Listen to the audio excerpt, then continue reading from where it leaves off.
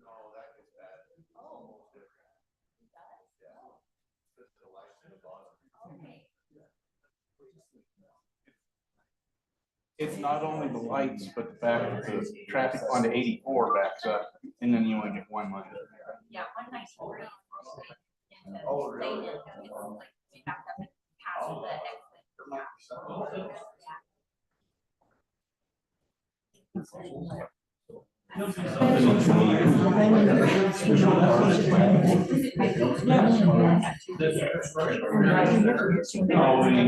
Flyover from Harrison over Washington to land and South. They're gonna have an aerial. You and I will not be around. No, we sure as hell won't be around.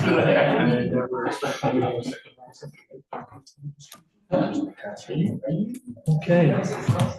What? Are you planning on passing out of this life? You only wish. Okay, Uh, we'd like to welcome everyone to South Weaver City Council this evening at 6 p.m. on Tuesday, May 20th, 2025. We'll begin, I'll lead us in a pledge of allegiance, and then Councilman Halverson will offer a prayer. Please repeat after me.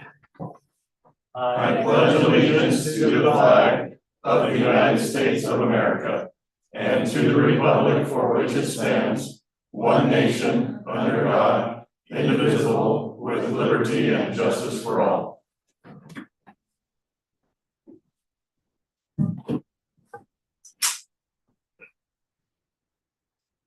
Our dear Father who art in heaven, as we come before thee this evening, we're so very grateful for the opportunity we have to meet here together. We're thankful for the moisture which we received, and we hope that we will be able to use it wisely and to take care of our needs. Father, we're thankful for our armed forces and our firefighters and our police and all that they do on our behalf. So we ask you to watch over and protect them, and that they may return home in safety. Again, we're thankful for the opportunity we have to discuss the needs of the city, and we ask for thy spirit to be with us, that we may understand the things that are best. And we thank thee for all that we have, and we say in his name, I send Jesus Christ. Amen. Amen. Thank you. Appreciate that. Okay, we'll begin this evening with public comments. If you've got a comment, we'd ask you to come up to the microphone and state your name and your city which you reside. We'll allow you 3 minutes or less to speak and address the entire council. So open for public comments. If I'm up first, I can go home and watch the ball game, just a short while there.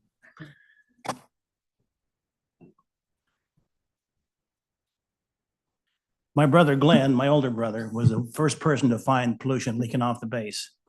It was right above the Cap subdivision, and it was when it was dried, it was almost like a hunter orange, and it was easy to see.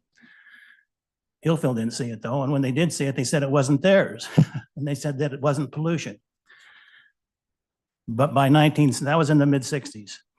By 1975, they asked for a meeting at my mother's place, and the boys were there, and they admitted that it was theirs, and that they were going to take care of it promptly, which they didn't.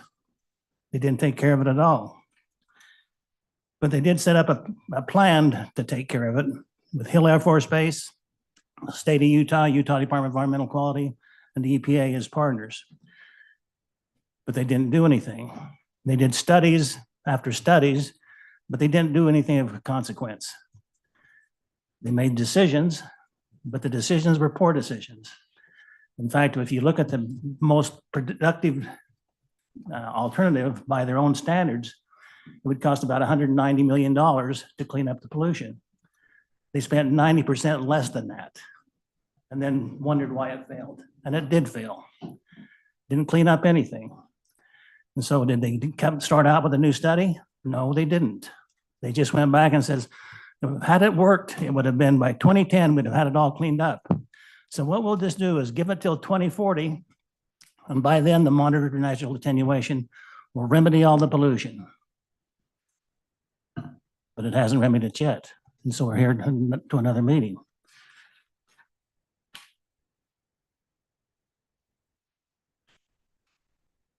The last formal projection that they had still remains, that it's not going to be cleaned up until the 2040s. And I don't know why they're being optimistic about the 2040s. They're not doing anything. Monitor natural attenuation doesn't clean up arsenic. There's a lot of these chemicals that never naturally attenuate. It's pie in the sky. It just doesn't work that way.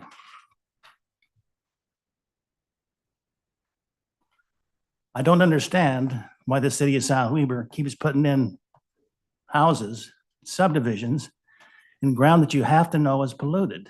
If you can read the environmental papers at all, they're polluted all the way to the Weber River.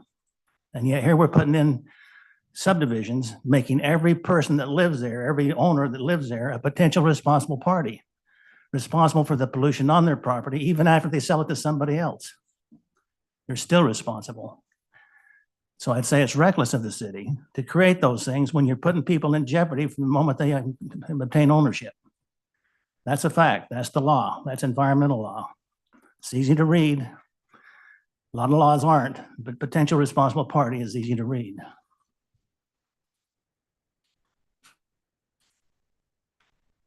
Quite frankly, I'm more disturbed with the city than with Hill Air Force Base.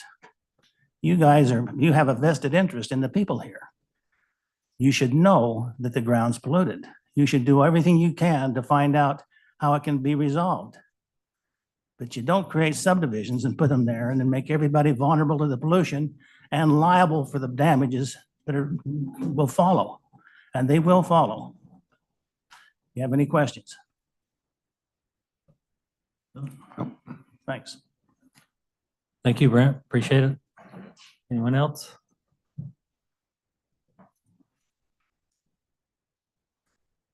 Lynn Paul, South Weaver.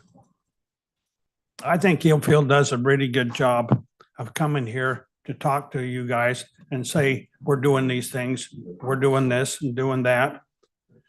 But as far as property owners adjacent to Hillfield, and as far as cleaning it up, they've done absolutely nothing.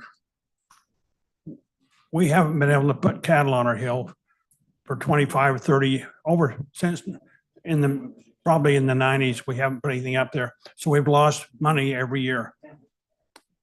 Then the county decided, well, you aren't putting cattle down there, so we're going to hit you with rollback taxes. I got $100,000 bill down at the county for rollback taxes. I've asked EPA, Hillfield, and we've written to a congressman trying to find somebody that'll acknowledge this isn't our fault. I've sent bills to Hillfield. They're supposed to cover your damages they cause. Our attorney to fight the tax bill, his wages is about like you guys make here, about $9.60 an hour. So we owe him. Every time I send him a text, it costs me $400. So I don't communicate with him very much. I've asked Hillfield to help pay the bill for the attorney. You get nothing. I asked him to buy the development rights along the face of the hill where all this pollution is. I get nothing. They don't need to buy it. Hillfield's approach is we're going to let God create it, clean it up. God didn't create this mess. Hillfield did, EPA did, and the state of Utah did.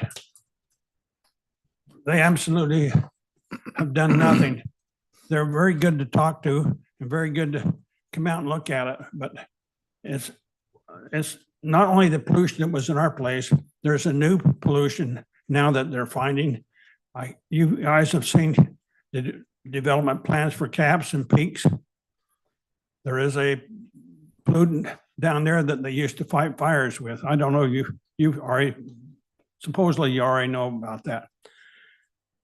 The developer said it would cost them about $980,000 to clean that pollutant out so they could put houses in there. Hillfield says, we'll cover that cost. Do you believe that? I don't either.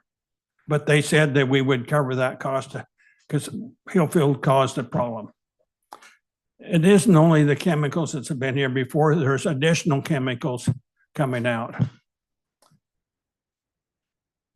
15 seconds on a different issue.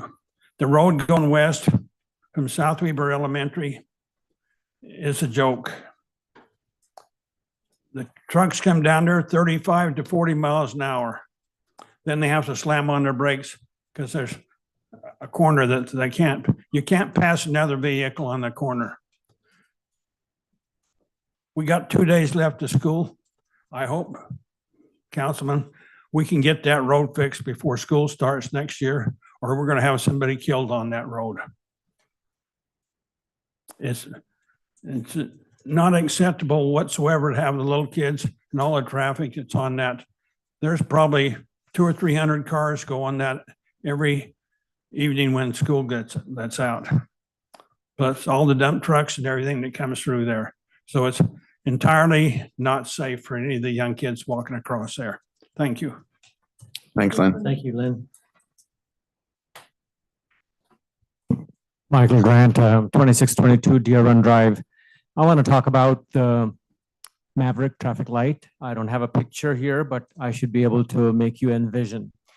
And I'll tell you what I'm doing. So I'm on Frontage Road and I'm going toward Maverick and I have to make a right turn. Maybe I have to go to Ogden, maybe I have to go to Salt Lake. So I'm in the right lane. As it stands right now, the right lane allows you to go straight into park and ride and or make a right turn.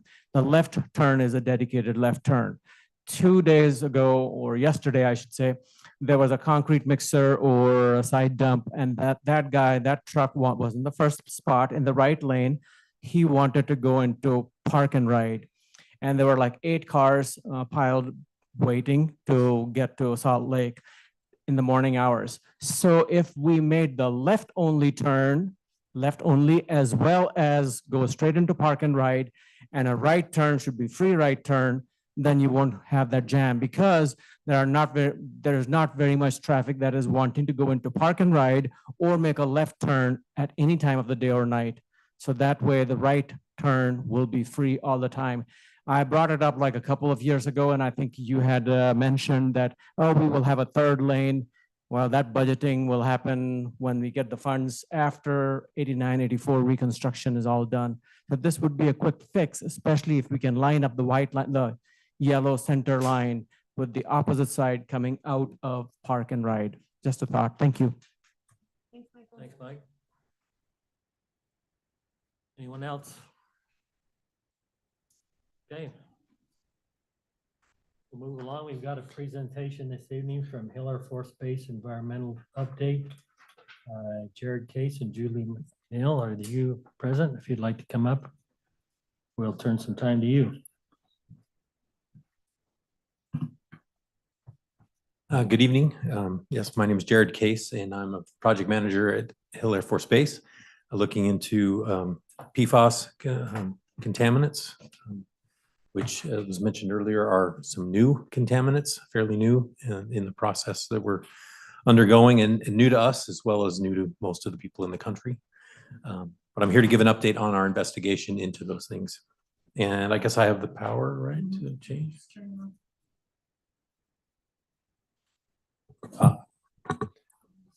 There we go. While you're doing that, do you want to, are you saying that PFASs are new? Because No. that happened back with DuPont back in the. Right, no, Okay. just the idea that they are contaminants that need to be investigated and cleaned up. And the potential health impacts. I was going to say, when DuPont did it, I mean, Regulations. they, So okay. I'll talk about that too as I go Okay. through. Thank you. But yes, new in the sense of being regulated for contaminants. So PFAS compounds is short for per or polyfluoral alkyl substances. And it's a class of man-made chemicals that are widely used in a lot of products. And so the graphic that you can see here with some of the things that it's in, that are therein. And they're products that we use every day. And it was invented, these products or these chemicals, PFAS, were about the 1940s. One popular one you'll think about is Teflon. That's kind of the key ingredient for Teflon, I believe.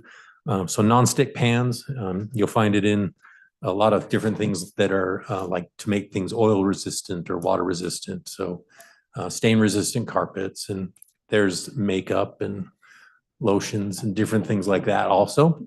Also in firefighting foam, which is what the Air Force has been using for years because of its great ability to fight fires, planes and fuel fires especially. And so one of the reasons it's considered emerging is because it's just within the last several years that's kind of come to light that it's a potential issue for various reasons. And one of the things that make it a little bit unique is that it's very hard to break down in the environment. So it doesn't break down easily like other contaminants might. And so it can persist in the environment. And so because of that, they're often referred to as forever chemicals, which you may recognize that in the news media. There's lots of information about different sites around the country referring to forever chemicals. So yeah, Hill Air Force Base, and as well as the Air Force in general, Navy and other people, local, not local, but airports that are fighting fires as well, use AFFF or aqueous film forming foam. If you want to know the whole word, you can see sometimes those things on the internet, filling a hanger up with that foam. Those are the systems that we used to have. We've now gone away from AFFF and we no longer use that. We've changed it out of the vehicles as well as the hangars, and the Air Force wide is going to water only, or what they call fluorine free foams. So we're no longer using that at Hill. This is a slide showing the maximum contaminant level. So of April of 2024, so last year, the EPA finalized legally enforceable drinking water standards for a certain number of PFAS chemicals, as you can see here listed in the table. There are 5 that they established MCLs, or drinking water standards, under the Safe Drinking Water Act. The 2 top ones, PFOA and PFOS, are kind of the most famous ones. And then there's some other ones there. And then they also created a hazard index, which is like for a mixture of the ones that are listed. You can have like a couple of chemicals at lower concentrations, but they may add to be over the standard. And just to give you some perspective, we're talking about the PPT shown there on the table is for parts per trillion. So 1 part per trillion is highlighted in yellow, is 1 drop of water in 20 Olympic-sized swimming pools. So it's a very small amount. So very small numbers that we're looking at. It's another way of looking at is 30 seconds in a million years. So it's not very much. And so typically it doesn't take much to find contamination from it. And these products too, I would mention, AFFF, we used it in accordance with manufacturers' recommendations and military specifications when nobody knew that it was an issue. And it's only in the last, dozen years, I'd say, that I've become aware of it, where it's become over time, hey, is this something that we need to look at? So, and this is countrywide. It's not just Hill Air Force Base. And over time, it's gotten more and more attention. People are finding it in more and more places. EPA is making more and more rules about it, or regulations, which is good. And that's why we have the MCLs at this time. So the Air Force, and this is Air Force wide, has developed a plan of action that they're following at each of their installations. The first bullet is really important, is that no one in or around Hill Air Force Base is drinking water that has PFAS or PFOA from the Air Force that is above the MCLs that we're aware of. We've looked 4 miles basically as a radius around Hill Air Force Base and found people that are have private drinking water wells, and we've sampled those, and we did not identify anybody that is drinking it. And that's mainly because people don't generally drink the shallow groundwater, which is kind of not the best groundwater quality. That's where all of our other legacy contaminants around Hill are also in the shallow groundwater. Most of the time people are drinking water, if they're drinking it from wells that are much deeper, separated from the contamination with clay layers, or surface water sources. And also cities or municipalities that are providing drinking water, they have to test, and they provide their annual consumer confidence reports that also report on the results of that. So local municipalities are also testing for these chemicals. So on that, does that mean that if you have a spring, and especially say like a spring that is used for, I think we mentioned cattle earlier, or any type of agriculture, these chemicals would still be coming up through the groundwater at that time and still be contaminated through a spring? right? Yes, they can be. Yep. Okay, Yeah, I was talking about human consumption for Okay. drinking water. okay, thank you. So the plan of action that the Air Force is following, when they stipulate that there's an MCL, people that provide drinking water are allowed 5 years to implement that, because in big cities especially, if they have sources that have PFAS, they have to then change their treatment systems and put on new treatment systems. One thing I will note about this, so the emerging part of the contaminant, last week, the EPA announced that they have plans to keep the MCLs in place for PFOA and PFAS, but rescind the other MCLs, and also potentially extend the 5 years to 7 years. That was just an announcement with the new administration's policies. We in the Air Force, we go with what our current law is, and so we still manage after all of the MCLs that we have, as well as this 5 years. So just as an aside, it really is emerging. I mean, we do find stuff throughout the year that changes over time, which is we have to adjust to, which is fine. So DOD is working with the standards where we find there's drinking water. If we were to find people drinking it, we would take action to fix that. We have done that at other bases across the country, where people are have identified their water is contaminated. We put systems in homes to filter that water. The MCLs that we have can be used as a cleanup standard, which is kind of what we're using right now, is to investigate by that standard. Can also be used as trigger levels, which we would, for example, maybe take action on, like somebody drinking it in their water. So we don't have to wait the 5 years either. You can implement those kind of things early. Air Force is reviewing existing sampling results, as well as continuing, as we investigate and get more sampling results, we will continue to evaluate and expand our investigations. And we'll also be trying to look into background levels, because of all the things that PFAS are in. It can get in the environment a lot of different ways. And so there may be levels in the water, maybe in the soil, that are just from background or regular other sources than the AFFF from the Air Force. And then wherever we find it, we'll take action, and we prioritize that based on kind of the highest or the worst contamination first, by about a 3 times MCL rule. And then we go to the lower ones. But again, Hill Air Force Base, we don't have anybody that's drinking the water, which is great. Right. Not addressing the drinking water, but you do have a shallow aquifer contaminated, that when you have a significant rain season, those waters percolate up, work their way into stormwater systems, and get themselves into the body of the water bodies of the state. Right. So why aren't we cleaning up the shallow groundwater if they're getting into the water sources? Well, we are working to do that. We need to investigate as part of the cleanup process, and I'll talk about that in this next slide. We have to follow that as a federal government. It's called the Superfund program, and so we are in the middle of that right now. One difficulty is when there's standards or not, so that we don't have any standards for any other exposures. So we know MCLs, human consumption. So what it is, if you are a fish or a cattle drinking, we don't have any numbers for that. We're still waiting for that information to come in. And those things are being studied all the time by multiple people around, not Air Force. I mean, just the EPA and everybody else. So as those standards evolve, we will also be implementing all of those standards. And so in the meantime, yeah, there is that potential that it would get in, especially like you mentioned with the water, and potentially move downstream to other sources. And there have been a number of places around the country where they found that and had to have fish advisories and those kind of things. I'm not so worried about the fish, but I am a water engineer, have been so for 30 years. I understand the Weber River is a water source. It goes down to Willard Bay. That is a source water for the Weber Bay Water Conservancy District, which they will be treating.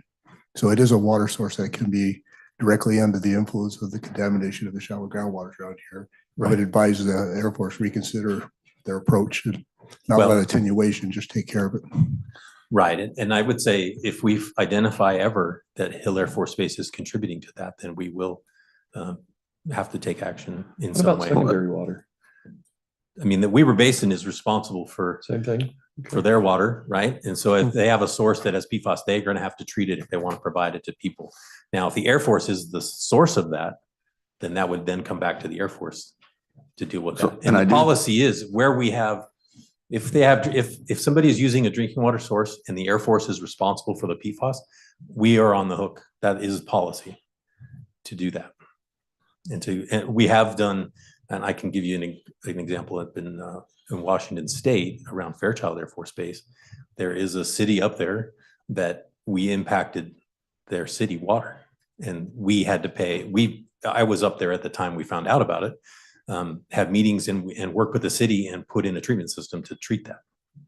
And they were on bottled water for like a number of months while we tried to do that, and other hookups from Spokane, different places. The Air Force is actively involved in those situations all around the country. Luckily at Hill, we don't have people drinking the water. If we, again, were to find that, then we would, and it is linked to Hill Air Force Base. That's the other thing with all the other sources. It's a very difficult thing. But we're not just waiting, letting it dilute or attenuate. We're trying to figure out, where did it go? Is it all the way to the river or not? Those kind of things. But also until you get through the Superfund process, because this is basically a new OU. It's OU 19, if I remember correctly. It is, yes. Until they get that. I mean, where is that? I mean, the funds aren't coming from it to go make those mitigations anyway yet, correct? And I'll talk about that actually on, sorry, I didn't move my slide. So this slide, talk about that exact thing. So this is the CERCLA process, which is the law that governs cleanup for the federal government and a number of people. It's called Superfund. The entire base of Hill Air Force Base is a Superfund site, which is what we do all of our cleanups under. This is part of that. And it's just starting in the last few years to be regulated, these chemicals, under this program. And so as we move forward, we could follow a process. It takes a while because it's very difficult to figure out where everything went. We've already completed the first 3 steps on this graph, which is site discovery, preliminary assessment, taken samples and confirmed in the site inspection that there was a problem. We've now moved into the remedial investigation phase, which is where we are right now. And part of that, the whole point of the remedial investigation phase is to identify the nature and extent of the contamination, which is what's contaminated and how far did it go? Yeah. And yeah, so we define in groundwater, we look in surface water, we look in soil, we look in multiple places, air, even if it was an issue. Yeah, where did it all go and how far did it go, you know? Quick question, is the PFAS chemical solely in a soluble form, or does it find itself in the residual dry state on some of the soils? Yeah, it would stay, I mean, the water, right, you can have it in soils, not just It water. adhere to the soil as well? Well, if you had a soil in it and all the water evaporated, the chemical would still be there. Okay. Stay in the soil. Thank you. Yeah, so you get soil contaminated. And then the rain will push it down to the, into the ground, but And yeah, if the water comes back up, it'll re-solubilize? it could, yep. Okay. Yeah. And so once the remedial investigation process is complete, once we've identified where it's all gone, then the question is it a risk? And that's the risk assessment phase that follows after that. And then we move through, okay, what's the feasible thing to do? We have a proposed plan. We come up with a record of decision, which is kind of the codified, here's what we will do to fix it. The most important thing is we don't wait for the end of this process. If we find somebody is being exposed, like their wells that they're drinking has contaminant, we will take what we call interim actions immediately to do that. We'll fix that. We don't wait for this process to finish because we know it takes years. And so those are already being done across the country at different places where people are drinking the water. They're doing interim actions as soon as they identify it. And as they find a new person, they get on the list and we move towards them. Same thing we're doing, like I said, for the 3 times the MCL issue. And so we will prioritize funding and things like that as we are able to do that. Right now, we don't have a reason to do an interim action. And so we're doing some studies that we call interim actions because we're preparing for things we'll have to make changes on the base and things like that.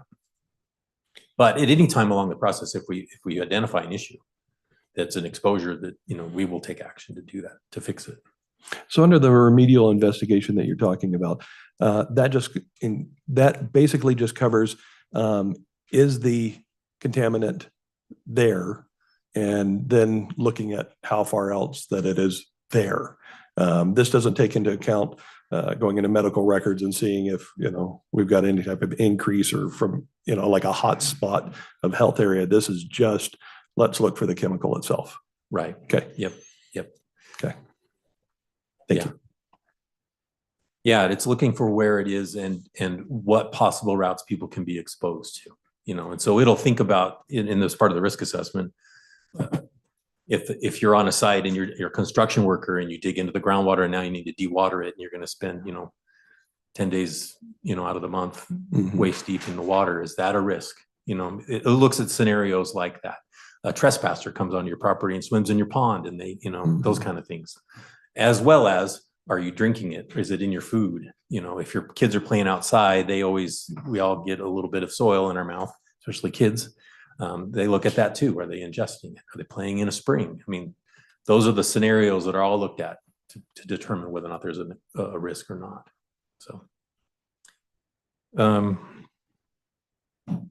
this is a current map showing the Hill Air Force Base as well as the PFAS investigation results to date. The importance, well, there's a couple of things on this map that are really important. One is the red areas that are shown. So we are focusing right now in our investigation on the sources of AFFF, because that's kind of the most significant to the base, from the base. So all of these red spots, there's 16 of them, are the areas where we've had releases, either through spills, through activations in a hangar, through training, through airplane crashes, where we've had to go put out a fire of the airplane, as well as a couple of stormwater ponds that collected the runoff from some of those areas. And another thing you'll see here is the legacy contaminants, or our historic ones. Those are shown in green. Those are what we call them legacy contaminants, but those are the things we've been investigating for years. The chlorinated solvents, TCE, fuels, things like that. The light blue areas are the areas of PFAS contamination that we found so far in the groundwater. And I will zoom in. Okay. Well, one thing I will say before I zoom in onto South Weaver, is that you may notice in here, like for example, in the south of the base, that's Layton, or in other areas, you'll see that the green is a lot smaller than the blue.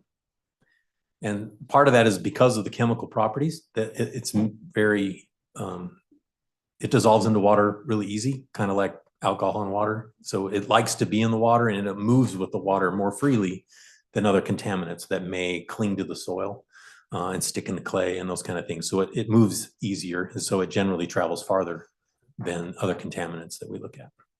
Well, that is the nature of the PFAS, where it literally chemically can't connect with anything. Right. At Like least the nerves. 12s, the 8s can, but yeah.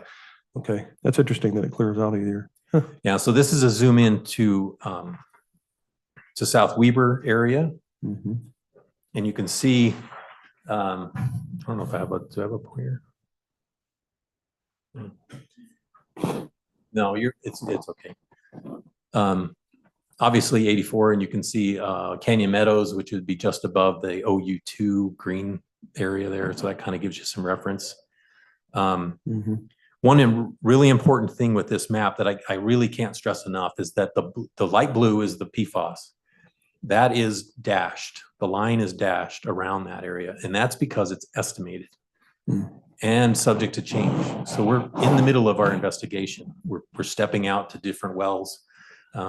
This data is just got the results, threw it on a map. Here's our general plume. We haven't evaluated how deep it is, if our wells are in the right depth, because that's the other thing is contaminants can be at the top of the water, they can be at the bottom of the water. We haven't done any of that analysis because we're in the middle of trying to investigate, and we're right now just trying to get a handle on where did it go. So I know that this is likely to change these boundaries, so they're dashed. And so I just caution, lots of times people look at these things and they think, oh, I'm good, my neighbor's not. They're not bright lines like that. It's just a guess right now based on our wells. And if you think about this area, we're having to put wells in and then sample and wait a couple months to get results back. And then, okay, now what do? Do we go to another one? Step out? Where do we step out? It takes a long time to try to figure out where things are in the environment. It's a lot easier if you just don't spill it.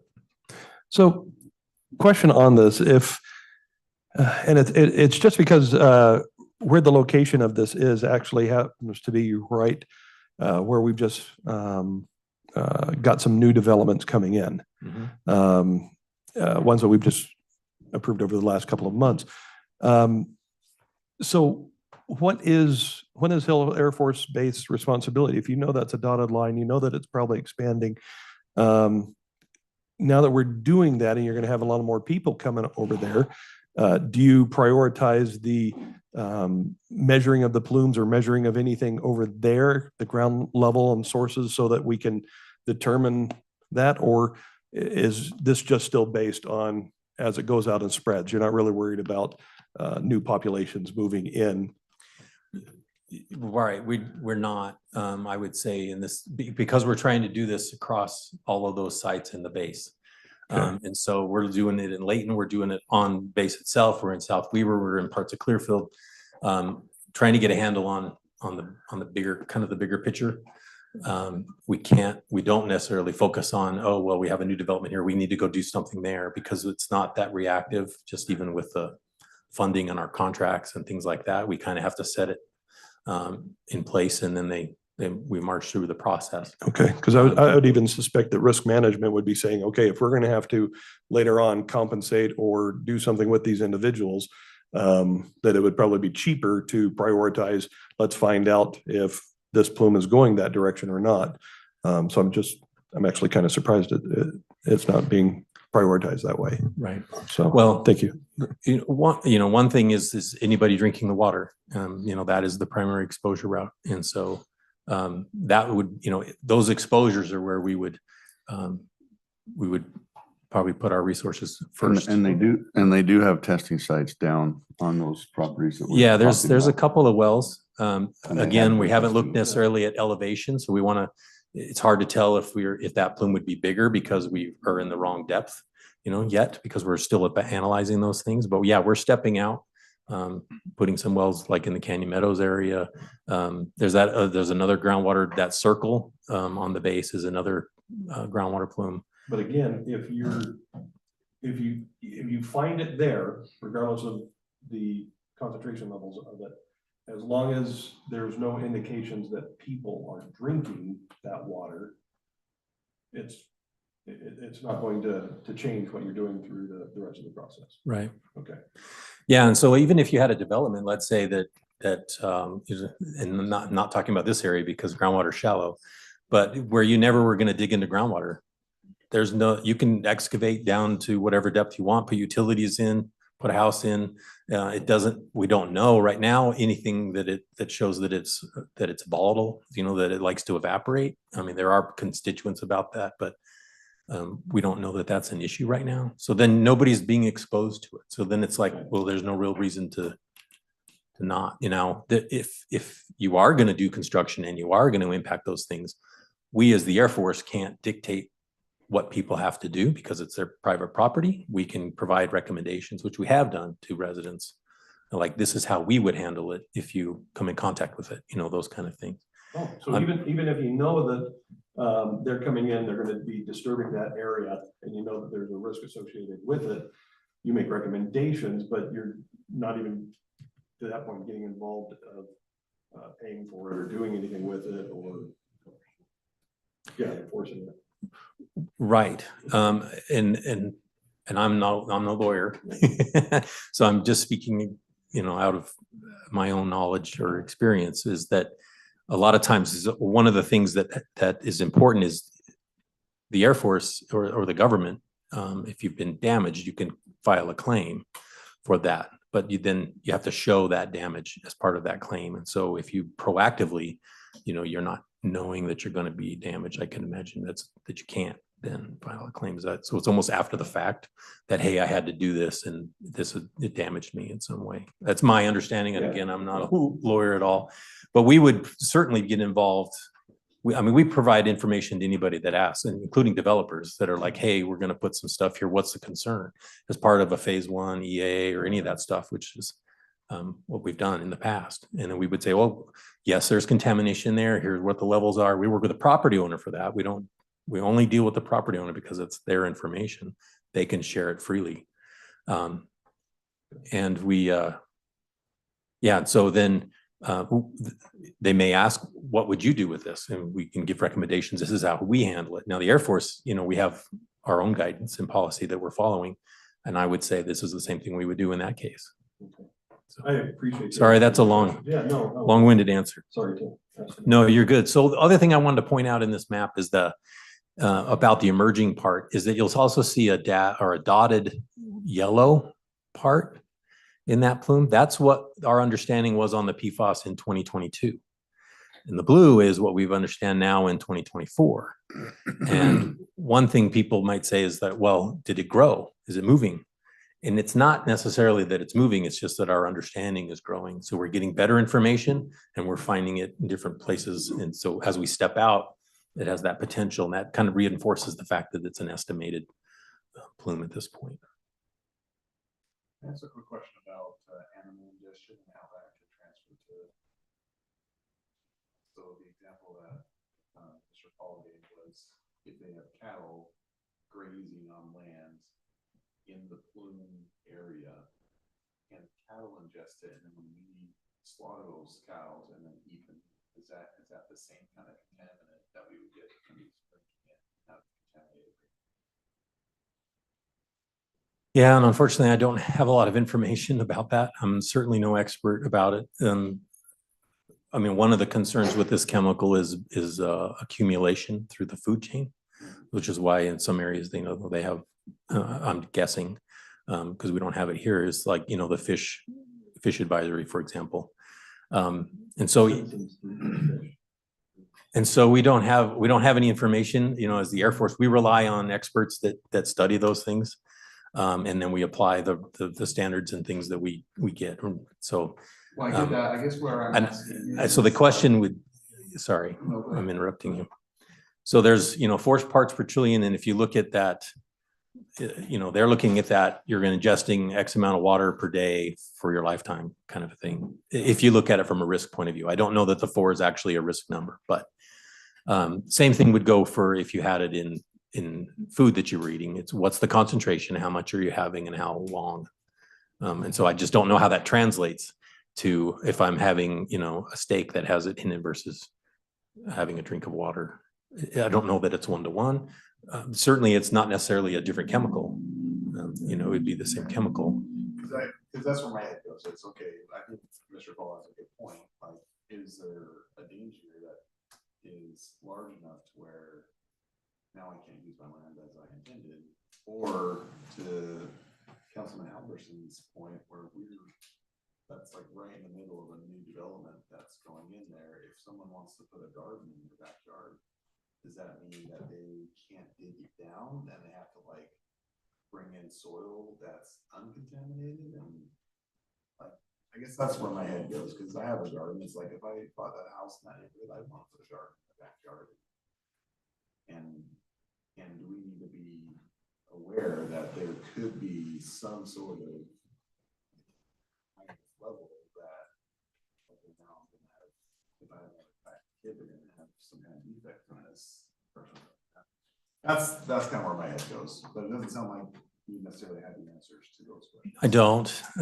That is a concern, and I just don't have the answers because it's, if I'm watering the garden with the well that I have and I'm not drinking the water, but we also.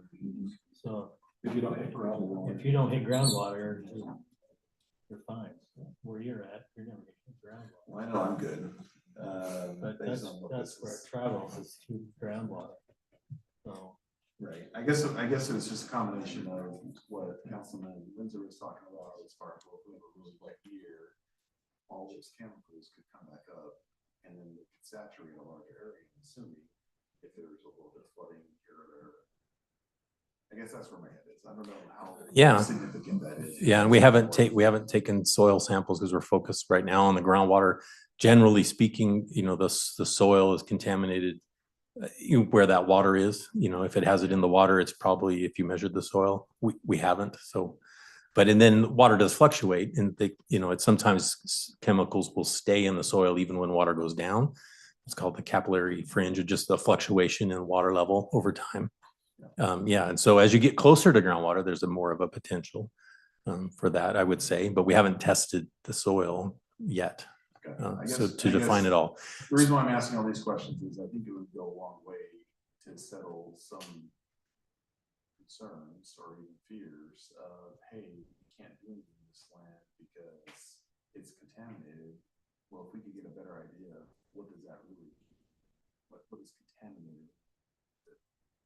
1 part per 100 trillion? Is it, 7 parts per billion? Whatever the numbers are. Right. I think it would be very helpful to have a better, so that when there are concerns from the citizens, that we can be more confident in saying, we understand your concern, but the way that it works, it's not going to impact you if you want to put cattle on your land. Right. Well, right. Yeah. I mean, it certainly would help to have a lot of that information, especially though one important part of that would be what's an acceptable level. And we don't have any standard right now promulgated like MCL, like for the drinking water. There are regional, what they call regional or risk-based screening levels that the EPA publishes, and we use those as part of our investigation. Like in soil, this is kind of a safe level, let's say. And we use that when we sample the soil, in the source areas, especially where AFFF was on the surface, and trying to figure out where it all went. Yeah, it's a good point. I'll take that back and see what we can do about that. But it's a difficult thing also in trying to just define the nature and extent, of the groundwater and yeah. But yeah, people I obviously are concerned, and we just don't know any information about what's a safe level. Is it even getting, let's say in a garden, is it getting into the fruit? Is it getting into the vegetable? How much does it get in, because we had a study back a few years back with TCE and that fruit trees and things like that. We did a bunch of samples and stuff to look at that. And found it in the trees, but we didn't see it in the fruit. I don't know if this chemical is the same or not, but a lot of those studies we're looking for that information because we don't do that study as those kind of studies, and we rely on the experts to do that. So it's hard to know, even if you sample is okay, is this a safe level? Maybe, we don't have all that information. Going back on your slides, you had a timeline on the circular process. Here we are today, and there was a few blocks and it said record of decision brought. Could you manage our expectations to test what's the time frame between where we are today and when we'll get that rod? Yeah, that would be good. It's difficult to estimate. We're talking 6 months, 5 years, a decade? Years. Risk assessments alone, from what I understand, and I'm a little bit new to, is 5 years. Okay. 5 to 7 could be, and then you have years after that for different things. Again, it's important to note, if we find a problem, we take action. We don't wait for this process because it is some bureaucracy, and there's a lot of different things that have to be done by the regulations with the EPA and the state of Utah consultations to make sure we done everything we need to do as the responsible party. So it's going to be years, and that's why we have the interim action part, which is, if we find something, we want to be able to act. We don't want to wait, so we can. So how's the city? What would you recommend the city do going forward with new development requests to put a moratorium on this? Yeah, I don't have any advice. We don't. I tried to pin him down on that the other day. We He don't wouldn't give me an answer either. We don't dictate what people can use their property for, because that's kind of a taking, I think, my understanding. And We're not doing that. Yeah, and I will say, in those areas that you're thinking of in your mind, that they have been very helpful in meeting with those property owners and giving them some answers.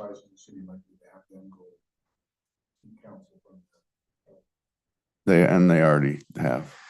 I know some other places in the country. I mean, there's one in Salt Lake that they developed, and they just have, sometimes they'll put stuff on notices on the deeds and things like that. We don't do any of that, but I can think of the Daybreak down there. They're, I think, on known contamination. Some places, I think Park City, and I'm just going off memory, I think they had a moratorium at one point. You couldn't dig more than 2 feet into the soil because of lead contamination, I think it was, because of the mine tailings. And so, people put ordinances and different things, We don't dictate those things.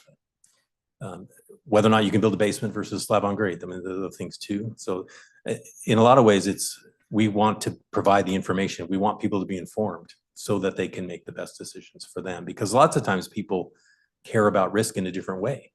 You know, one person considers like, I would never move there. Other people are like, I think it's a great location. I love this area. It's just some people are worried about it. Some people aren't. And we're all individuals, you know, and so we have to kind of make those decisions sometimes on our own. It is true. It is true. Yep. And so the last slide, I know I've gone long, is my name, contact number, email, as well as Kendall Johnson, our public affairs person who's here today. And then our Restoration Advisory Board, Blair, and Jan Ukenna is our community rep. Restoration Advisory Board meets quarterly. I'm sure Blair brings information back on that, where we also provide updates on various things and get input from the communities on what we can do. Anything I haven't answered or tried to answer? No, it's very good. We appreciate you coming. Thank you for your time. Appreciate it. My name is Julie McNeil, and I'm also from Hill Air Force Base, and I'll be giving a presentation on another emerging contaminant. So it's not new, it's just new that we're looking at it as a potential risk. So for what is 1,4-dioxane, just like the PFAS emerging contaminant, this one though does not have a federal regulatory standard, a maximum contaminant level. So we're kind of ahead of the curve here, being conservative and getting out in front of that. It does also dissolve easily in water like the PFAS does. It was used as a stabilizer for chlorinated solvents like the trichloroethane. And you can also find it in consumer products. There's cosmetics, detergents, and shampoos that also have low concentrations of the 1,4-dioxane. So without the EPA maximum contaminant level or drinking water standard, we utilize the EPA's tap water regional screening level. So again, we were extremely conservative in looking at this and chose 0.46 parts per billion as the level we were looking for in the groundwater. And that level is so low, it's like one blade of grass in an entire football field. So and if that regional screening level was exceeded, then that's what shows that we were going to continue to look at it. Just like that CERCLA process that Jared showed us, that's where we are. We're at the remedial investigation phase of the process. And we also were looking at the nature and extent. So we wanted to know how the vertical extent, the horizontal extent of it. We evaluated also the 1,4-dioxane concentrations that are sent to the sewer system. And we also looked for the risk for exposure to the 1,4-dioxane in soil and groundwater. And these are the findings for the RI. The footprint is similar to the trichloroethane plume since it was a stabilizer for it. So if you see the dotted the black dots outline the trichloroethane plume. The purple that you see then is the 1,4-dioxane. You can see that the North Interceptor Trench, the current treatment systems, if you see the darkest purple concentrations, that's the highest concentration, and you see the break in between. That shows that just by pulling out the water as we've been doing, treating the trichloroethane, it also has been treating the 1,4-dioxane all along. The plume depth now with this RI is known. It's about 15 feet to 55 feet below ground surface. And now we'll do that toe of the plume there. When you look beyond South Weber. Oh, sorry. Excuse me. They're just trying to determine where OU2 is located at. Do you know what? It's right above 475. Thank you very much. There's an exhaust fan right there off the south. That's a venting that you can see right off the toe. Sure. So at the toe of the plume, we are going to go back out and do some additional investigation. We're really close to that 0.46 parts per billion we've applied, but we just need to do a couple step out samples out there, a couple of more points to make sure that we define that well. And I'm sorry, you said 15 feet to 55 feet? Correct. Okay, thanks.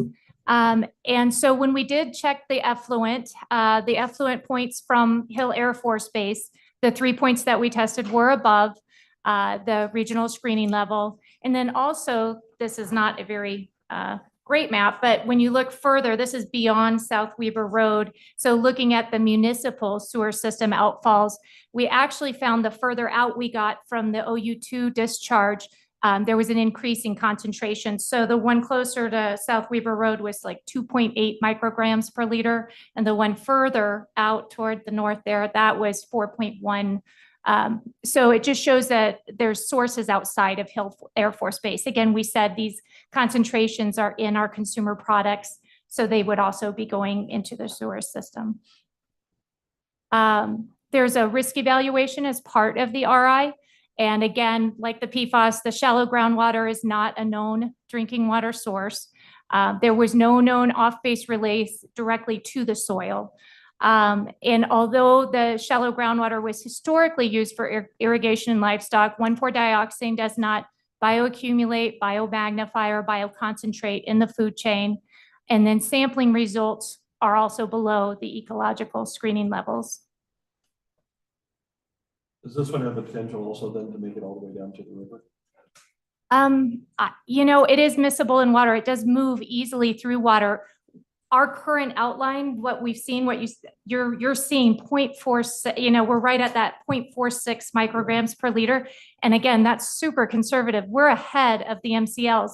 I don't know what they'll come out with when they do decide, when the EPA makes a standard, but it could be much higher than that, which would make our plume shrink significantly, right? If they came up with 4 micrograms per liter, it may, you know, it'll be a much smaller plume. But if they decide it's 0.1 micrograms per liter, then that changes, you know, potential. We'll have to go back out again and take more samples and see where we limit it to the point, you know, whatever the new number is. So we're kind of cart ahead of the horse here, getting out ahead of standards. But again, just to be protected. I'm just worried about my buddy Blair. Yeah. He lives down Right there at the toe of it. central, I guess. So these are our next steps. We will continue to restrict. I don't know if everybody knows that, but we watch the well permitting process with the Utah Department of Water Rights. And if somebody were to request a shallow drinking water well, we would engage in that process to have a discussion about why that's not a good idea. We're going to continue monitoring the 1,4-dioxane in the groundwater monitoring wells at the toe of the plume.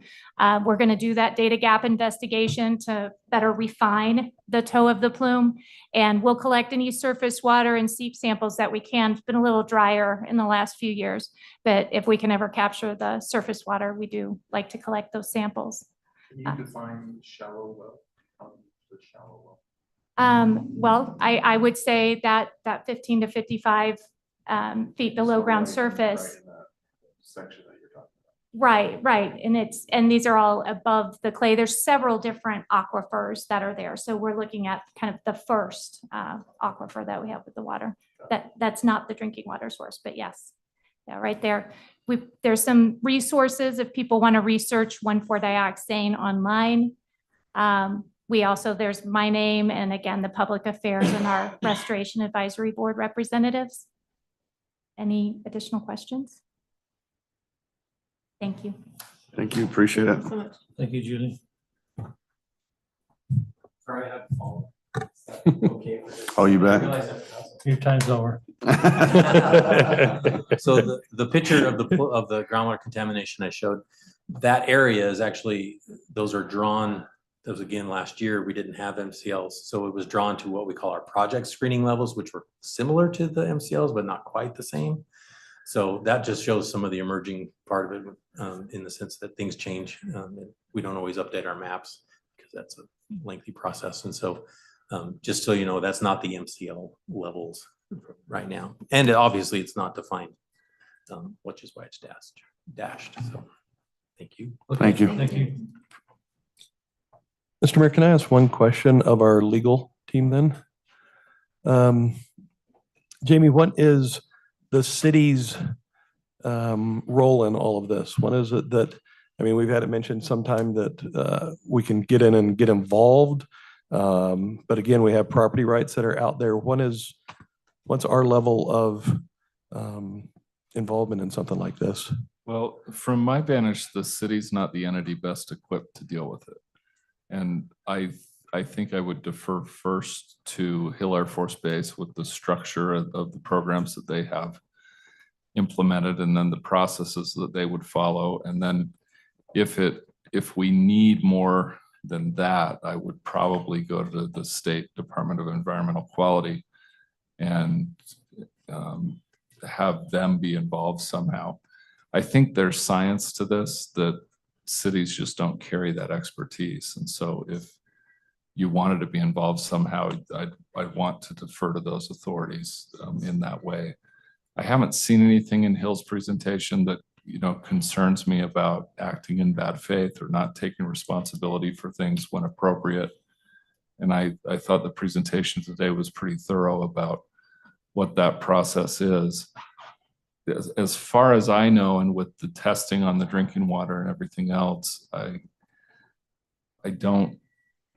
haven't heard anything that makes me think the city would have to revisit land use decisions and those kinds of things. Whenever we deal with property that we know to be contaminated or to have some kind of issue with it, you know, we can address that and have it examined on a one-off. But my understanding is unless there's a disturbance, meaning something being constructed or repaired, that none of this would be an issue.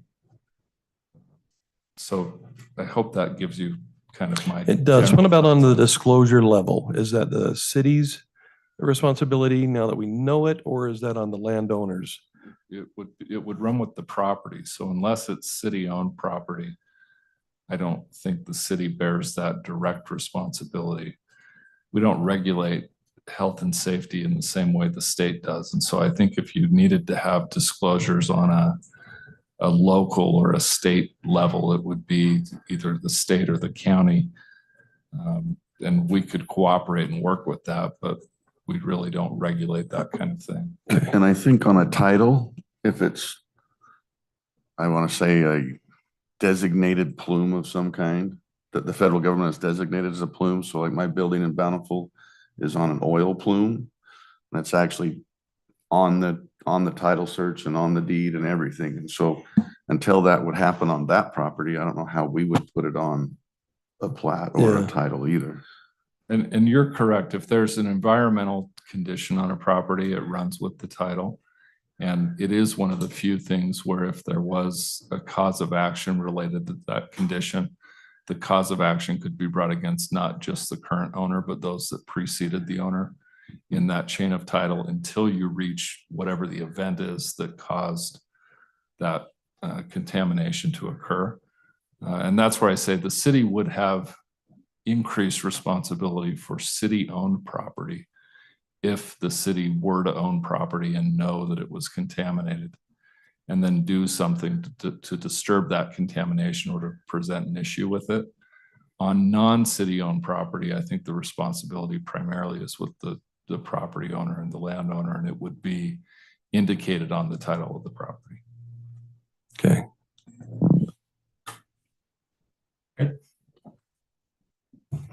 Okay. We'll move along. Thank you for coming. We've got 3 public hearings next. We'll look for a motion to open a public hearing on the executive municipal officer's salary increase. So moved. Second. All in favor, say aye. Aye. Okay. Public hearing is open. Any comments? Ed Jean, rock, paper, scissors. Wayne seconded. I called it. Jeremy made motion. Sorry. Do I need to speak in a deeper voice or? Yeah. Okay. No, mine's deep enough. You need to speak in a higher voice. Okay, seeing no comments, we'll ask for a motion to close the public hearing. Motion to close. Second. All in favor, say aye. Aye. Okay, our second public hearing. Open a public hearing on fiscal year 2026 tentative budget. Move to open the public hearing on the fiscal year 2026 tentative budget. Seconded.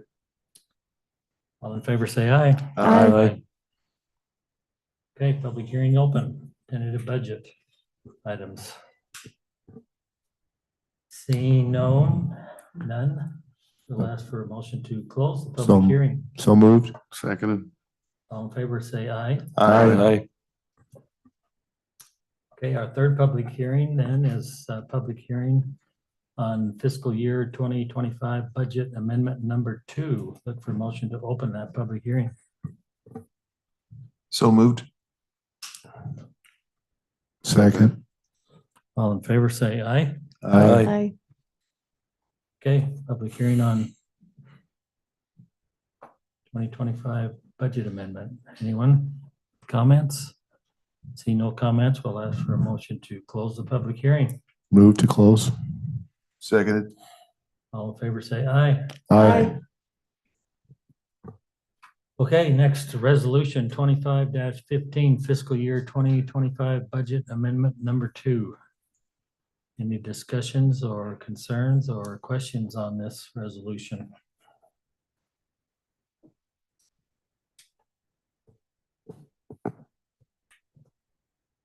No one has any, we'll look for a motion.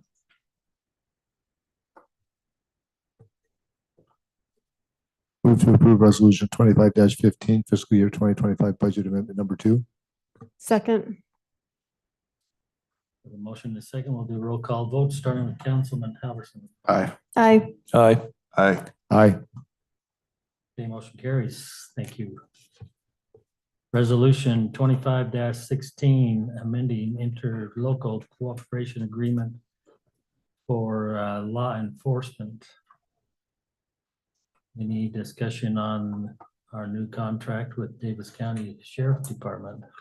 I just had one question on it, and maybe I missed this in the packet, so forgive me if I did.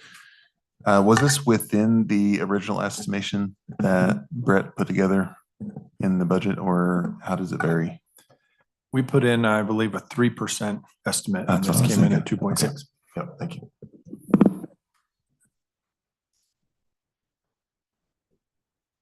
Mayor. Any other questions? For a motion? I move to approve resolution 25-16, amending interlocal cooperation agreement for law enforcement. Seconded. Okay, we have a motion and a second. We'll do roll call vote, starting with Councilman Windsor. Aye. Aye. Aye. Aye. Aye. Okay. Motion carries. Thank you. Ordinance 2025-11, amend Title 8, Chapter 6, Stormwater. Any discussion on this item?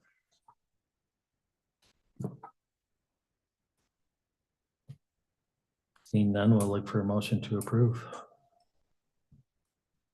Your turn, Angie. Mayor, I make a motion, we approve ordinance 2025-11, amend Title 8, Chapter 6, Stormwater. Seconded.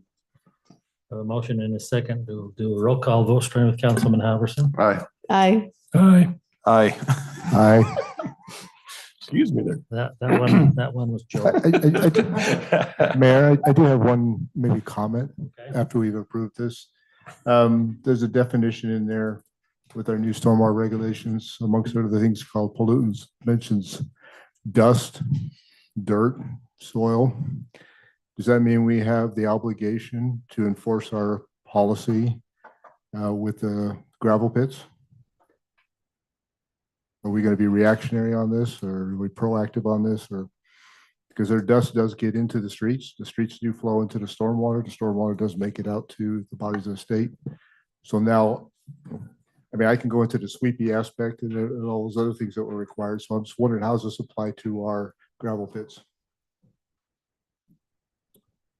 My understanding is that it would apply the same way. It would apply to any property owner that is generating dust and creating those problems. But we have had conversation with the gravel pit companies about that specific aspect of dust getting into storm drain and how that affects the system, and that's a violation and that's a problem. And so as far as the enforcement side of it, I think we need to look at what options we have for that. I do know that, as you said, they are involved in street sweeping in certain areas of the town and things like that, but I think it's acknowledged, but it hasn't been something that has been maybe talked about as directly as it could be. Did the changes that they made up at the legislator, where they're giving a fund now to the cities that are directly impacted by that for roads, would that be considered part of that? Or storm drain really is completely separate and they didn't impact it at all? It's separate. Okay. Yeah, that conversation was more directly about road traffic Okay. and trucks and things that go in and out of pits, and that's the nexus they had for that legislation. Okay, thank you. Thank you, Mayor. Okay, so ordinance passed 5-0, so appreciate that. Next item is discussion items. We have a report on TUF, TUF. Brandon, Brett, maybe you want to just talk about that? Sure, I'd be happy to. So there was a desire from the staff, and I think as a request of the council, to give you an update on kind of where we're at. So this is kind of a status update. I'll give you just a brief overview. Would be that when we first started this back in 2017, the condition assessment measuring system was measured by remaining service life, which was measured in years. We have since found that is not maybe the best system, so have updated that to PCI. As you recall, several years ago when we did the street scan and scanned all of the roads, the data that came back from that scan was measured in PCI, or pavement condition index, which is a scale of 0 to 100. And the degradation of the roads can happen over a much longer period of time. It's a more reliable scale, in my opinion. So there's a rough way to translate those. It does involve some engineering judgment, but that's what I tried to present in the report to show if you wanted to go back basically to 2015 all the way to 2024, kind of where we've been. And if based on, some of those judgment calls, we were at about a 65.5 back in 2015. We are currently in 2024, based on that scan, are at 76.6. So we have made some really good progress. The goal that we had originally established was that we wanted to be at a 10 or higher in 10 years. So from 2017 to 2027, that was the goal, was to get there as an overall index for the whole city. Now, that doesn't mean that every street hits that, right? It just means that the overall average hits that. If you translate that, again, roughly, that would be a 70 or higher. So where we're sitting at 76.6, we have already exceeded our goal, which I feel like is really good news. It just means the funds or the fees that we've been able to collect on the transportation utility fee have made the impact that we were hoping that they would make. There's a few things that what else do I want to point out? Brendan, you say that percentage has gone up. Is that of the road that was measured at that time, or does each additional scan take into new construction, which would be new roads with it? It does. It includes everything that was present at the time. Okay. The years between scans, based on projects that are done and the estimated increase that those projects do to those roads, we try to estimate the increases over to the whole system, but those are estimated. And the more scans that we do over the years, our ability to kind of measure what really truly happens when we do those treatments will become better. We've only had 2 scans with the PCI value. And so having that second scan is really valuable now.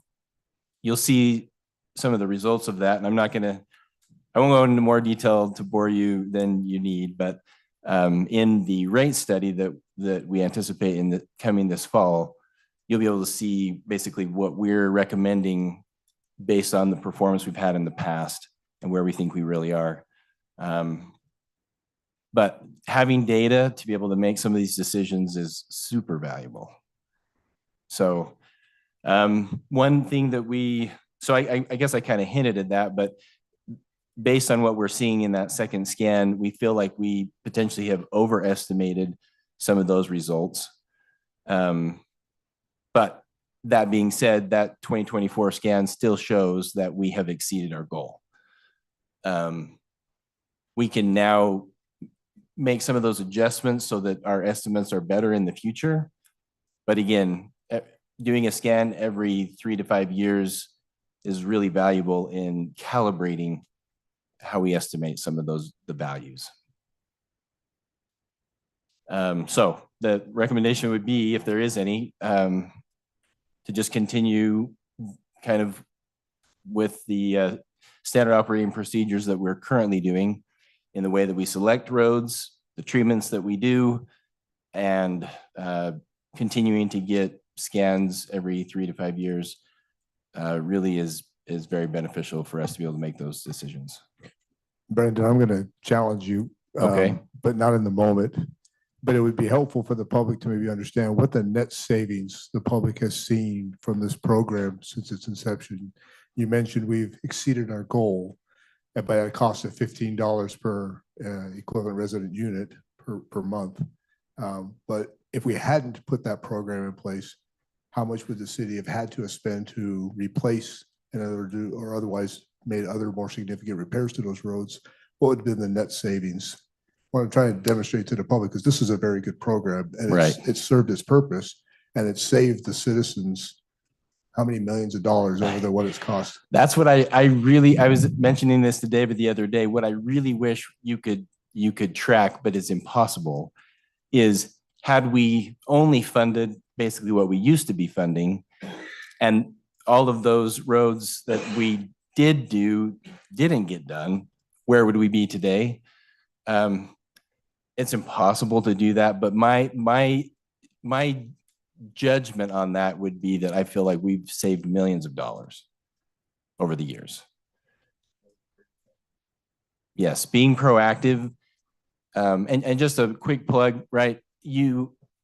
Getting roads in good shape and then keeping them in good shape saves you way more money, because the price of the treatments to keep those roads in good shape is far, far less, about $1 per 10,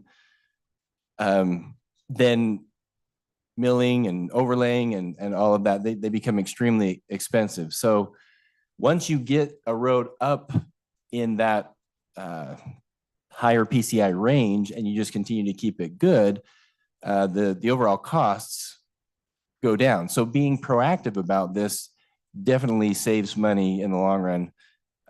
So I hope, if I could make a plug here for those back in the day who could foresee those, mainly the council members, because they were the ones who had to make that tough decision. But implementing that back in the day, as tough as that was, the data here shows that there's, without a doubt, huge savings to the citizens, and your level of service is much higher. So there's 2 wins in my opinion. Quick question for you, Brandon. I should have written this down when I saw this, but I saw a video this week of a city in Arizona that had all kinds of infrastructure issues with their roads. And it was a pitch basically it ended up being a pitch from this councilwoman in this city in Arizona where they had crumbling infrastructure and she ran on this issue for the city. That's how she got onto the council. And then she worked with this company and I can't for the life of me remember what it is. So I'll have to try to find it so I can send it to you. But the whole point of me bringing this up is apparently there's a newer technology out there that if you apply this technology to your roads, it does exactly what you just called out, where it significantly extends the lifespan of the road. And it's nothing I've ever heard of before, but it basically does make the road one, it looks really good. And then two, it looks like it's almost like pitch black, like even darker than the normal road is. I'm not sure if you guys are familiar with anything I'm saying. It's not Teflon though, right? No, it's That's the not only thing I'm Teflon. worried about right now. But No, the no benefit Teflon. is exactly what you're calling out. It's like their strategy was they applied it to all the new roads, and the benefit that they've seen so far has been significant because it's holding together even in those extreme heats that they get in Arizona. So I will try to do a little more research because I know I'm not giving you a whole lot to go on. But my whole point of asking that is, are we looking at emerging technologies that help us with our roads, or are we just kind of sticking to what's known and that's it? Can you help me understand that a little Sure. bit? I will just say this in general. There are a host of companies that come out with new blends, new strategies to try and maximize the life of a road. Typically, they are what I would put in the category of a seal coat, just a general category. But it's more of a slurry or a thin coat that goes over the actual pavement, just there to protect it. Our process currently is that on a new road, either a new road or a newly paved road, within a year or two, we put a seal coat on as well. The seal coat that we have chosen to put is a chip seal with lightweight aggregate. And so the aggregate chips are, they're less prone to breaking windshields and things like that, because those are some of the downsides to a chip seal. We have felt that a chip seal gives much more life to the road than some of those other types of treatments. There are some downsides, but we have felt that that's the best bang for the buck. That being said, we are always open to if there's new ways to do something that's better. But I do feel like there are some tried and true treatments that we know the actual cost benefit ratio, if you will. So those are the ones we currently are implementing. But if something like that were to come out and we really feel like the data is there and we should try this, then we certainly could and would. Thank you. Mayor, may I add something? Sure. After the report came out, I asked Brandon for a couple other pieces of information, and I'd just like to share it verbally. The total amount of utility fund revenue in this time period was $4.2 million. The total fee revenue in this time period was $2.5 million. So essentially, if this hadn't been implemented when it was, that's $2.5 million that would not have been put onto the roads and in maintenance efforts. The total spent on street maintenance during that period of time was 3.6 million. So we used all of the fee money as well as other funds that the city has during that period of time. There's still a little bit of a fund balance, right, between the 4.2 and the 3.6, which is currently in fund balance that will be used in subsequent projects. And then here's a couple of numbers that I think are really exciting. We've broken up the street into, or the city into 379 street segments. 315 of those have been touched during this period of time. Some of those street segments, though, are repeats, right? If it's paved or had a mill and overlay, and then the year or two later, the chip seal is put on it, that's counted twice. So it doesn't mean 315 different segments, just 315 segments. By square yards, the total area in the city is 650,000, essentially. 778,000 have been touched. So this program is doing its job, and it is, again, a kudos to those council and elected officials that sat there 8 years ago and said, we need to do something about this because the city's reaping the benefits of it in a dramatic way from my perspective. I agree, 100%. That was a tough decision that they had to make, and it was the right decision, and it's been proven out. So kudos to those guys that did that. Appreciate that. Does that mean we're recommending reducing the TUF or? I think as we do the rate study in the fall, we'll essentially try to figure out where is the dollar figure in TUF fee that would have us maintain the average level of road that we've identified. So the target was 70, we're at 76 right now. If we want to maintain 76, what's the dollar figure that would get us there? If we want to bump that or adjust that to 80 or 85 or wherever the council feels is appropriate, then we can study what's the dollar figure needed for that. But we will not always see increase. There will be a point where the amount of money we have will simply be a maintenance amount. It will keep us where we're at because every year, every segment is degrading in some way. And so that's what the rate study would hopefully accomplish, is see if we want to maintain 76, is $15 a month the right dollar figure or not. Okay, thank you.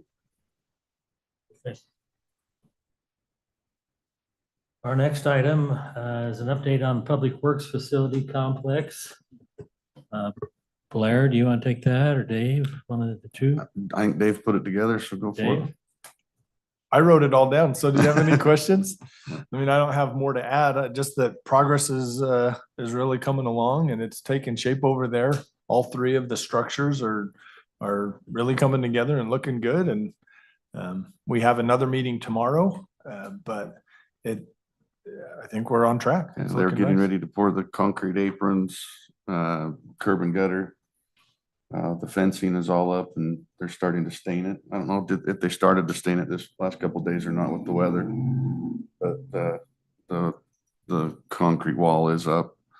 And then it looks like they've been trying to get asphalt figured out, but I think we're still a week or so away from that.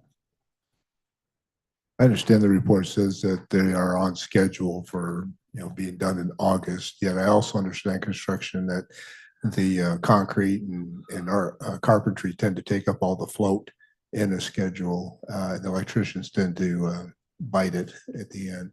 How are we with the electricians coming on I board? think our electricians are ahead of everyone else. Everyone else? Wouldn't you agree? It's surprising, but they're saying that they're still on schedule for that. All in August. Disciplines and so forth. Yeah. Okay. But they have not had a lot of your mechanical disciplines and a few of the other, the inside work has not started. They're going to pour the interior mezzanine before they pour the floor underneath. That's just their strategy. So a lot of that interior work has not started in the main building. If you went over there, the vehicle storage building is pretty close to being done. We've talked about adding some things and doing things, but that building is pretty close to being done, and they were getting ready to form and pour the material storage floor. So really, it's all going to come down to the office area and that in there. And it's a lot to do, but by August is what I said in the last meeting. But they're saying they're on schedule. One of the reasons why I asked that question is landscaping in the middle of the summer is never a good idea. Do you think landscaping is going to be a punch item list and they'll come in the fall and put all that planting in, or do you think they're going to try to push that through? I bet they're going to try to push it I through. bet they push it through. They've got the secondary water running and everything. It should be okay. I don't think they do it till they had that running. It's a good question And to that's ask them, though. usually towards the end anyway, so you're probably looking at August when they would be. That landscape, I would think. Be a good question. Yeah, I don't think we've even asked them that I question. can bring up yet. landscape tomorrow. It wouldn't hurt to make it a punch item list. if it's for the survival of the vegetation. Otherwise, it's a warranty issue. They're back ripping it out. Put it back in. We don't have tons of landscape, but it is good. It's a small question. No, it's a good question to ask. We'll ask that question. Okay. New business items. Anyone have any new business? Oh, sorry. Yeah, I got ahead of myself. Need a motion to move into the LBA board meeting. Motion to move into the LBA board meeting. Second. All in favor, say aye. Aye. Okay, local building authority board meeting is underway. We have one item of business here. That is a public hearing, so we look for a motion to open the public hearing for the fiscal year 2026 tentative budget. I motion to open, I move to open the public hearing on LBA fiscal year 2026 tentative budget. Seconded. Motion in a second. All in favor, say aye. Aye. Okay, public hearing is open. Anyone have any comments? Seeing no comments, we'll look for a motion to close. Chairman, I move to close the public hearing. Second. All in favor, say aye. Aye. For a motion to move back into, Mayor, I move to adjourn the local building authority public meeting and reconvene the city council meeting. Seconded. all in favor, say aye. Aye. Okay, now we'll look for new business. Dave, you have any new business? Not for me. Anyone have any new business? Council reports? I do have some new business. Public comment came to my attention as well as my personal observations. I wanted to bring it to the attention of the staff. I think I mentioned it to Dave earlier that our conditional use permit needs to probably be looked at again with the tenants of the soccer complex. They've had some events of late where their parking allotment has exceeded the parking area. If I remember, the conditional use permit was to allow for parking on the asphalt and overflowing parking just west of that asphalt. And yet I witnessed and had calls from neighbors just the other day who witnessed cars being parked around the building. I don't know if they're blocking the fire lane or not, but it is in contrast to the conditional use permit. And I don't know, my recommendation might be to have a sit down with the management and remind them of the conditions of which they're obligated to. If they're having too many events, too many fields in operation, they need to back off so that they don't exceed their parking. I think the alternative is they need to expand the asphalt parking. And if they want to do that, they can do that. We'll be in touch with them. Fire department is aware of the Fire lane. fire access, fire lane air issue. So, Okay, thank you. I know they've talked to them about that before. Okay. Any other, let's do committee reports. Wayne, you want to start? You got anything? As I'm thinking about it, no, we don't have any, although we do have some meetings coming up, special meetings with the gravel pit. Reminder that we sent out the previous agreement and we were supposed to start having discussions about the renewal agreement. I think those meetings are coming up in the first or second week of June. Jeremy? nothing new. For Joe? Got a couple things. One I'm very excited about. We have a new playground, big toy equipment. It's up at the Cherry Farms, Cherry Farms Park. But it looks fantastic and it has so many slides the kids don't even know where to go. I was there at a T-ball competition for my grandson, who has the best team all around. You could just see all of the other kids just going over there trying to sneak underneath the tape that said, no, you can't go over there yet. We haven't even put any sand in. But they just jumping on it and just loving it. So I think it's a great location for it. I'm glad to see that the old one and all of its issues are gone. And this is another big win for the parks. With that also, something not quite as visible, but the Veterans Memorial Park, we had our Parks team over there working for a couple of days, in which they weeded the memorial itself, all of the rocks that are around there, fixed all of the watering system, and have planted plants to make this look extremely respectful and I think a much better display for our Veterans Memorial Park. So I appreciate everything that Che has been doing on that. This has just been fantastic. So moving over to our code committee, today we worked on making new code so that we can have concept plans associated with the zone changes, so that when someone comes with a zone change, we can actually see the concept plan. And we will be sending that over with some changes by legal to the PC to review and get their input on, and then it will come up to us for ours. So Very good. Right. That's it. Can I add one more code that we discussed? Yep. About landscape ordinance? The code committee discussed becoming eligible for a, not just flip your strip, but the larger landscape lawn exchange program through Weber Basin. And there are some specific code changes that we would need to make in our landscape ordinance that would make us eligible for that. And so code committee looked at that and is going to move that forward to planning commission as well. So we addressed that once before. And the requirement on percentage of, when you do look at it, it's the requirement on percentage of lawn was a big issue. Yep.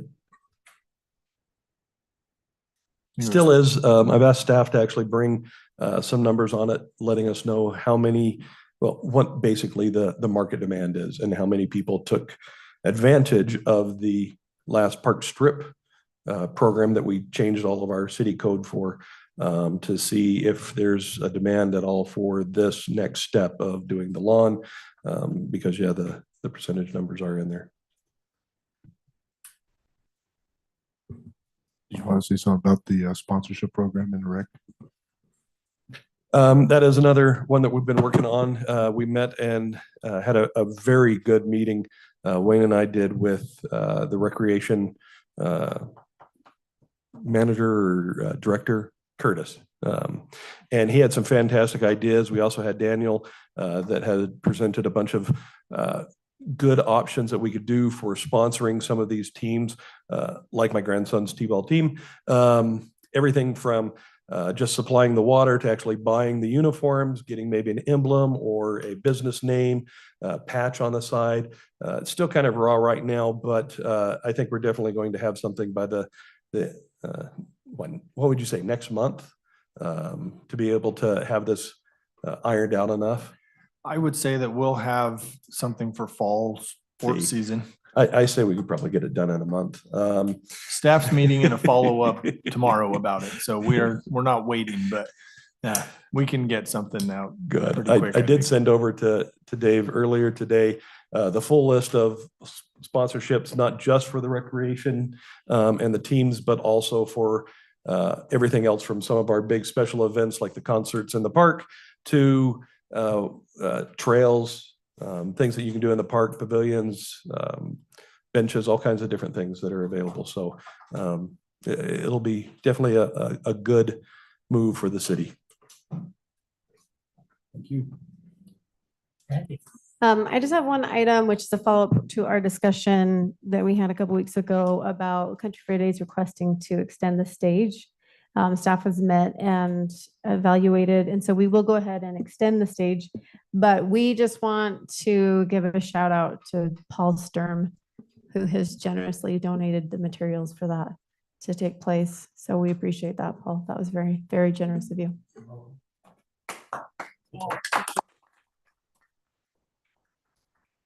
That's his legacy, he said, so. We're gonna write his name in there. Yeah, Andrew handprint, sure. If you would have waited a month, you probably would have got a plaque. So sorry, we don't have that. We don't have that code done yet. That's all I have. Blair. I don't have anything further to report. Shaylee, anything on events? What's the next one? Concert in the park next month? There's only one. Yep. Okay, we'll look forward to that. Okay, nothing else, and we'll look for a motion to adjourn. Move to adjourn. Second. All in favor, say aye. Aye.